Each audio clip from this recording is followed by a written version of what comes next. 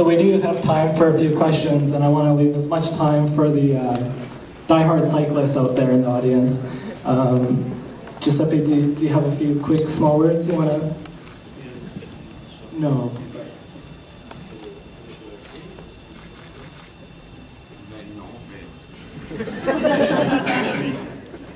Bien reconnaissant à Tony qui a fait un film pour moi, parce que je pensais pas que je méritais tant d'honneur, mais comme vous avez vu, je suis capable de m'habiller mieux que quand je travaille.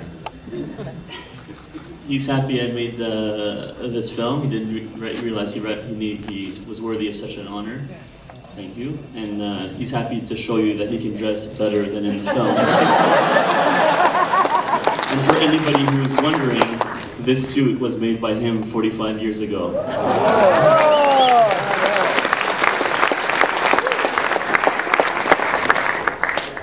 That's great. Yes, up there.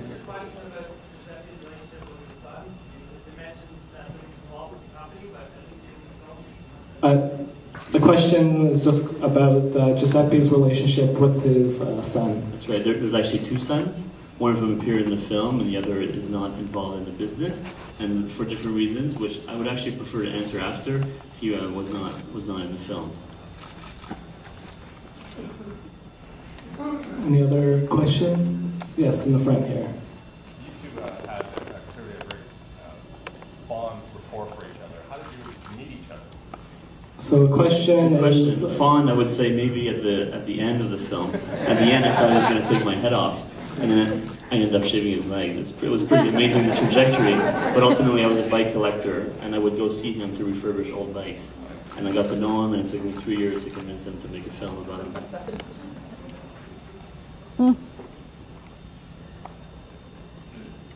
A beautiful film. Thank you very much. It was great that, yeah, thank you. A question on the side there, yeah.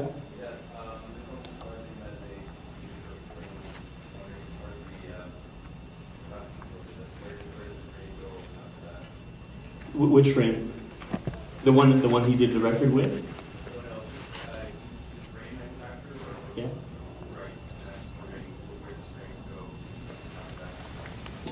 Well, they have like about 15 employees. It's a full operating business in Montreal, and they sell frames all over North America. I would say it's probably the range of their market, but there's some all over the world, as I saw online. Was that your question? I can't really hear well. But... Yeah. Okay. Yes. Where did Frank go from the record? The frame is actually at his shop in Montreal, and that's where also the medals are that he received from Jocelyn Lovell, which was a very touching moment for me to film. I mean, it was very, I was tearing up for sure when I filmed that.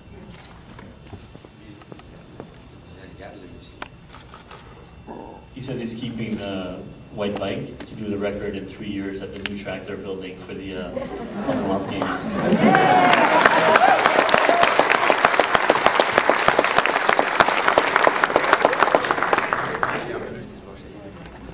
He says he might try to lose some weight to do that one. And by the way, I'm not that fat. I got fat making this film because I've been editing it for three months straight, but I was a bit slimmer when you called me fat. So that's how fat he was when he was fat.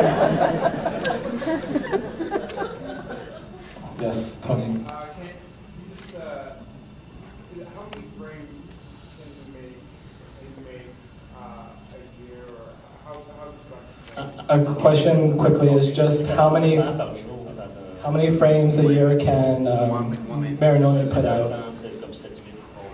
Okay, and right now he's at about 1 a day when he's like fully operational, alone. Yeah, if there are 2 people, in the past when they were like fully operational on those classic frames, they were building like 7 or 8 per day. Yeah. I just want to quickly confirm as well the sparkle in Marinoni's eyes. It's there. He says if somebody wants, he can teach them, but as long as we don't ask any questions. There's a question there. Yeah. Who does he consider the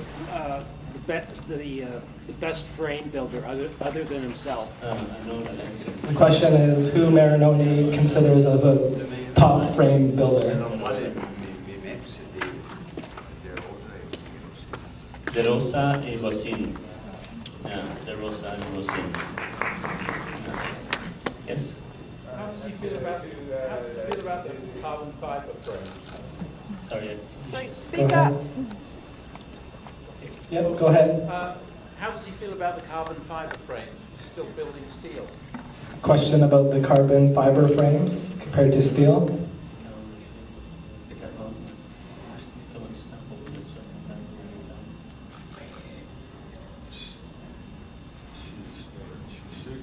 Le carbone, si je fais des courses, c'est impossible sans passer. Sauf que le carbone, avec une chute, il peut casser. L'acier, peut-être un petit peu moins. Yeah, they said it's good for racing if you're looking for that top performance, but for longevity and I guess comfort, steel he thinks is good. When I asked him at first, you know. Le carbone, c'est quand même plus facile à faire. He said carbon is the easiest frame to make. Il arrive. You just call in South Korea and they ship it over.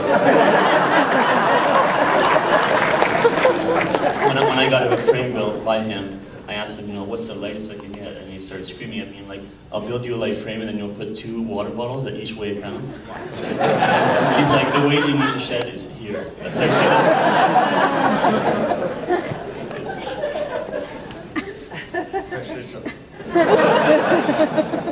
Yes, in the front. Est-ce qu'il y a des travaillez-vous trop pour voyager avec le vélo maintenant?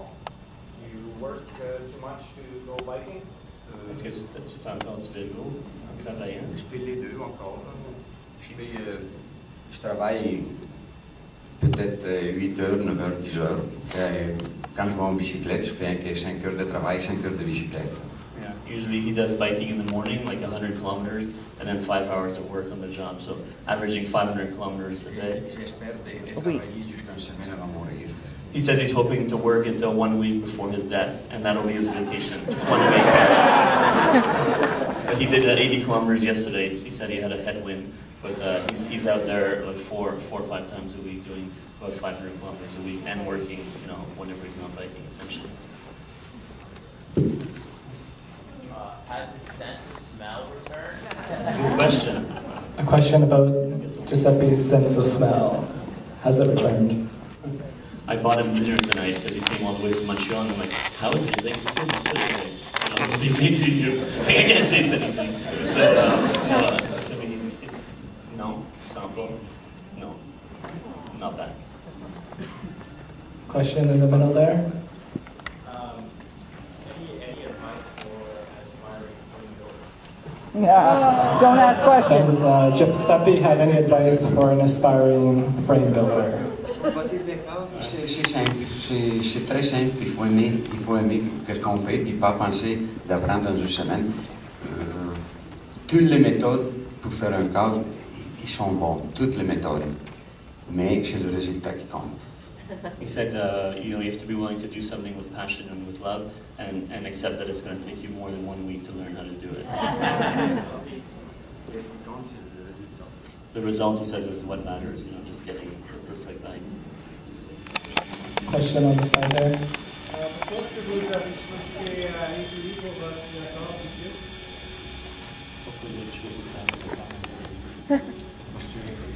Ici, il n'y a pas de piste. There's no covered track here. Yeah, England or Italy, and the track is also concrete, the base. So he says the next one he'll do is in Canada with the new track. No, I can't. Go ahead.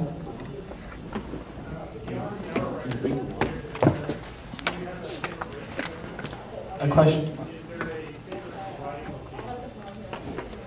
question about the 1 hour record. Is there another experience that's very fond to him? And a question of one of his favorite places for cycling.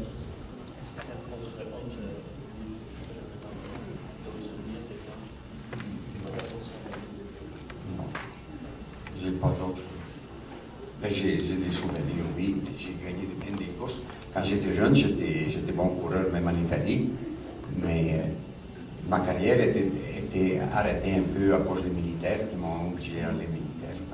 He says he had a good career in Italy as well as here, but because of the military, it put a stop on that, and then he moved here and he had a good career here, but yeah. His destiny was to come to Canada, he says. To be here tonight. So we have time for one or two more questions. You wanted to do it at a certain time, and it was 2 hours delayed, and during that time a lot of people were talking to him and stuff, so it was, he says he could have done maybe at least 36 kilometers for sure. So, yeah, go ahead. Compared with, I guess, you know, cycling to be a lot more popular in Canada, how do you see the state of cycling in Canada? A question about the state of cycling in Canada at the moment.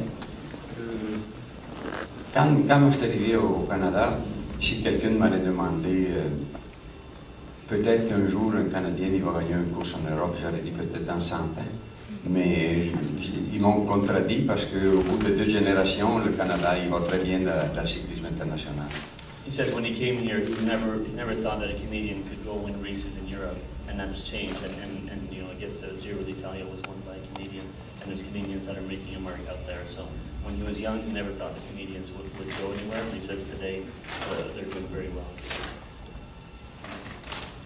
Is that a question? Yeah. So you can talk to us after if you want. We're gonna hang around outside. But we brought a little present. Giuseppe brought a present from Montreal today. It's right here. It's actually the frame that's in the film. It's made with his own hands, he says, and we're planning to give it away today, just as a thank you for being here, I guess. We were hoping to use it to try to draw people, but everything's sold out so early. Thank you so much. So we just figured we'd still give it away. So this is a frame that was shown in the film, made by the maker, and we want to give it to a person, and we figured out a way to give it away. And what we're going to do is give it away to the person, if anybody out there, whose birthday it is today. Aww. Is there anybody whose birthday it is today? And if not today, then we'll go to tomorrow. Is it anybody's birthday? No, yesterday. We said we're going forward. So no birthday today, no birthday tomorrow. Any birthday the day after tomorrow? Yes? Come on up. Here's your birthday present. Here's proof of ID.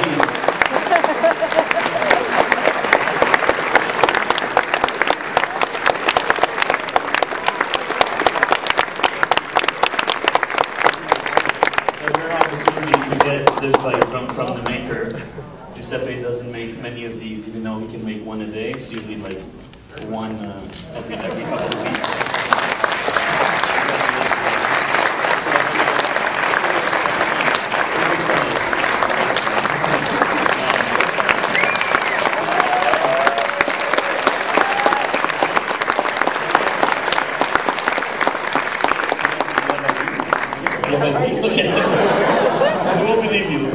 So please join me in just thanking Tony and Giuseppe Marinoni for being here tonight. Thanks for coming.